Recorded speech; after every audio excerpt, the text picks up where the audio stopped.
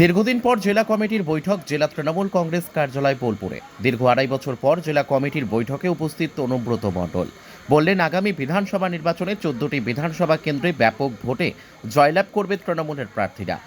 পাশাপাশি যে সমস্ত বুথে ও 3টি শহরে রেজাল্ট খারাপ হয়েছে সেই নিয়েও আলোচনা হবে। জেলা কমিটির বৈঠকে সেখানে সবাই মন্ত্রী ছিলেন, আশিস ব্যানার্জি ছিলেন এবং অল এমএলএরা ছিলেন, সভাধিপতি ছিলেন, সবাই ছিলেন। সবাই একে একে যা বার্তা দেওয়ার বার্তা দিয়েছে।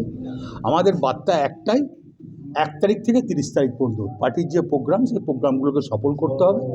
সেই তার প্লাস আমরা যেসব বুথে হেরে আছি, মন্ত্রী থেকে আমরা সবাই একই কথা বললাম, যেসব বুথে আমরা হেরে আছি অঞ্চল president, block president, MLA plus আর পঞ্চায়েত সভাধিপতি, পঞ্চায়েতের প্রধান নিয়ে প্রত্যেকটি অঞ্চলে 10 জন করে বুথের লোককে ডেকে সেখানে বসে কেন হারলাম, কী জন্য হারলাম, বুথগুলো তার পরিচালনা প্রতিটা ব্লকে যে বুথে হেরে আছে। এটা কবে থেকে শুরু হচ্ছে দাদা? এটা মোটামুটি 30-এর পর শুরু হবে।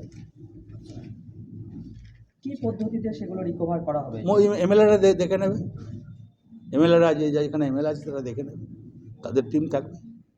আপনার কোনো সভা টভা? হ্যাঁ, আমার সভা আমরা বসবো, আবার আমরা যারা আছি 7 জন বসবো, প্লাস ব্লক প্রেসিডেন্ট বসবো, মেন লিডারদের ডাকবো, বসে আমরা আবার 26 জানুয়ারি পর আমরা বসবো।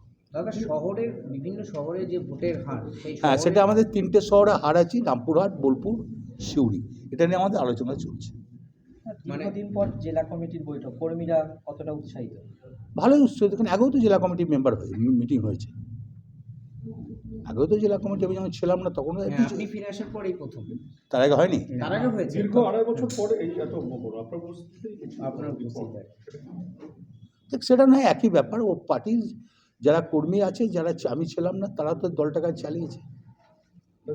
সেই স্বতঃস্ফূর্ততা আজকে কি সেই না, আমার বক্তব্য, আমি যখন ছিলাম না তারা তো দলের হালটা ধরেছে। স্বতঃস্ফূর্ত ছিল, সবারই ছিল। দীর্ঘদিন পর অনুব্রত মণ্ডলকে পাওয়াতে সবাই খুব খুশি এবং তারা অঙ্গীকার করেছে যে আমরা 11টা সিট বীরভূমে, বর্ধমানে 3টে সিট, 14টা সিট জিতব।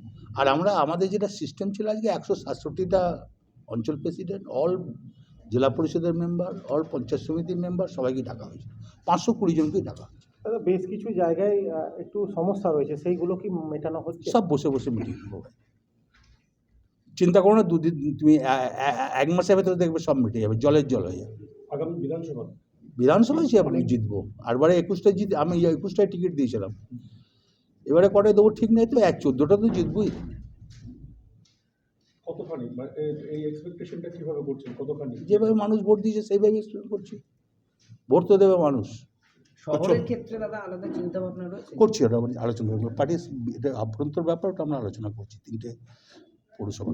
এরপর আবার কবে মিটিং করছেন? সেটা জানিয়ে দেবো। ঠিক আছে।